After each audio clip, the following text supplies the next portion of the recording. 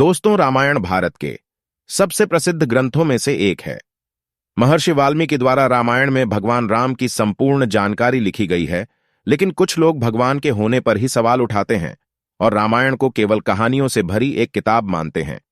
तो वहीं कई धर्मावलंबियों का यह पूर्ण विश्वास है कि रामायण में वर्णित घटनाएं वास्तव में घटित हुई थीं। हम यहां पर इस विवाद के ऊपर कोई निर्णय तो नहीं दे रहे हैं, लेकिन आज हम आपके सामने इसके सत्य होने के सबूतों को आपको बताएंगे, जिन्हें देखकर आप खुद इस निर्णय पर पहुंच जाएंगे कि रामायण में वर्णित घटनाएं कोई काल्पनिक रचनाएं नहीं, बल्कि सच्ची घटनाएं थीं।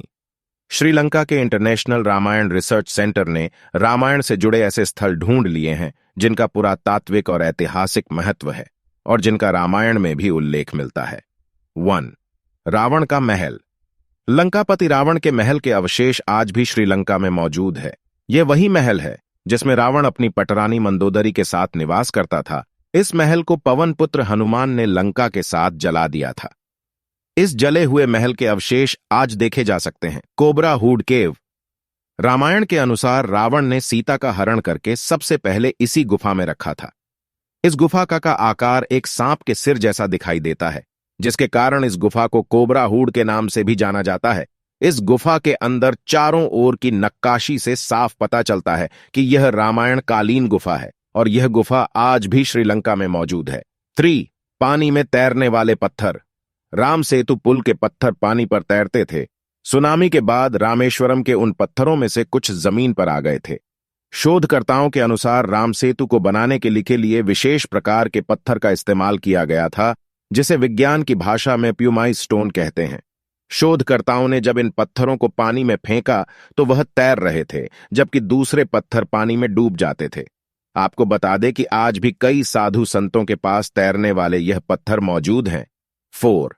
हनुमान घड़ी। माना जाता है कि श्री राम की प्रतीक्षा हनुमान जी इसी स्थल पर करते थे। रामायण के अनुसार जब सीता माता का अपहरण हुआ था तो राम जी की मुलाकात हनुमान जी से हुई। यह एक प्राचीन हनुमान मंदिर है, जिसे हनुमान गढ़ी के नाम से जाना जाता है। बता दें कि रामायण में भी हनुमान गढ़ी का उल्लेख किया गया है। 5. रामायणकालीन हवाई अड्डे। श्रीलंका की रामायण अनुसंधान टीम ने रावण के रामायणकालीन 4 हवाई अड्डे खोजने का दावा किया है। उनके 4 हवाई अड्डों के नाम कुछ इस तरह है: उसानगोरा, गुरुलोपोथा, तोतुपोलाकंदा और वारियापोला। इन 4 में से एक उसानगोरा हवाई अड्डा नष्ट हो गया था।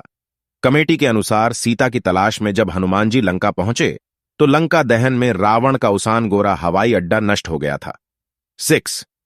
द्रोणागिरी पर्वत। रामायण के कथा में उल्लेख किया गया है कि लक्ष्मण और मेघनाथ के युद्ध में मेघनाथ के बाण से लक्ष्मण मूर्छित हो गए थे। तब राजवैद्य सुरोण के उपाय के अनुसार द्रोणागिरी पर्वत से संजीवनी बूटी लाना था। तब हनुमान जी संजीवनी लेने द्रोणागिरी पर्वत गए थे। उन्हें संजीवनी की पहचान नहीं थी, तो उन्होंने पूरा पर्वत ले जाने का निर्णय लिया, जिसमें से संजीवनी बूटी निकालकर लक्ष्मण के प्राण की रक्षा की गई। लक्ष्मण जी के ठीक होने के बाद हनुमान जी ने द्रोणागिरी पर्वत उसी स्थान पर रख दिया। यह पर्वत आज भी श्रीलंका में मौजूद है और जब वैज्ञानिकों ने इस पर्वत पर रिसर्च की तो पता चला कि इस पर्वत पर वही जूरी बूटियां मौजूद है जो सिर्फ हिमालय पर्वत पर ही पाई जाती है। 7. लेपाक्षी मंदिर। सीता हरण के बाद रावण माता सीता को जिस मार्ग से लंका ले जा रहे थे, उस मार्ग पर राम भक्त जटायु ने रावण को रोकने के लिए युद्ध किया, लेकिन रावण ने जटायु के दोनों पंख काट के उन्हें गंभीर रूप से घायल कर दिया, जिसके बाद वो घायल अवस्था में श्री राम के सामने गिरे और उनकी गोद में ही अपने प्राण त्याग दिए। जिस स्थल पर जटायु गिरे वहां लेपाक्षी मंदिर का निर्माण किया गया। यह मंदिर आज भी आंध्र प्रदेश में देखा जा सकता है। 8. पंचवटी। दोस्तों, जब राम, सीता और लक्ष्मण वनवास के लिए अयोध्या छोड़ कर गए थे तो उन्होंने यहीं पर झोपड़ी बनाकर अपना वनवास पूरा किया था और साथ में यहीं पर लक्ष्मण ने शूर्पणखा का नाग भी काटा था। यह पंचवटी तपोवन आज भी नासिक में स्थित है और यहीं पर सीता गुफा नाम से एक गुफा भी मौजूद है। 9. कोणेश्वरम मंदिर। जैसा कि आप सभी जानते हैं कि रावण भगवान शिव की पूजा करता था और इसलिए उसने भगवान शिव के लिए इस मंदिर का निर्माण भी कराया था। आपको बता दें कि यह दुनिया का इकलौता ऐसा मंदिर है जहां भगवान शिव से ज्यादा उनके भक्त रावण की आकृतियां बनी हुई हैं। बता दें कि इस मंदिर में बनी एक आकृति में रावण के 10 सिरों को दिखाया गया है। 10. हनुमान जी के पैरों के निशान। हनुमान जी ने जब सीता जी की खोज के लिए समुद्र पार किया था तो उन्होंने विशाल रूप धारण किया था। फिर वह आकाश मार्ग से समुद्र पार करके श्रीलंका पहुंच गए थे। ऐसा कहा जाता है जहां उन्होंने पहले कदम रखे वहां वहां उनके पैरों के निशान बन गए। यह निशान आज भी वहां की चट्टानों पर मौजूद है। 11. राम सेतु। राम सेतु को एडम्स ब्रिज भी कहा जाता है। यह भारत के दक्षिण पूर्वी तट के किनारे रामेश्वरम द्वीप के मध्य चूना पत्थर से बनी एक श्रृंखला है। भौगोलिक प्रमाणों से पता चलता है कि किसी समय यह सेतु भारत और श्रीलंका को भूमि मार्ग से आपस में जोड़ता था।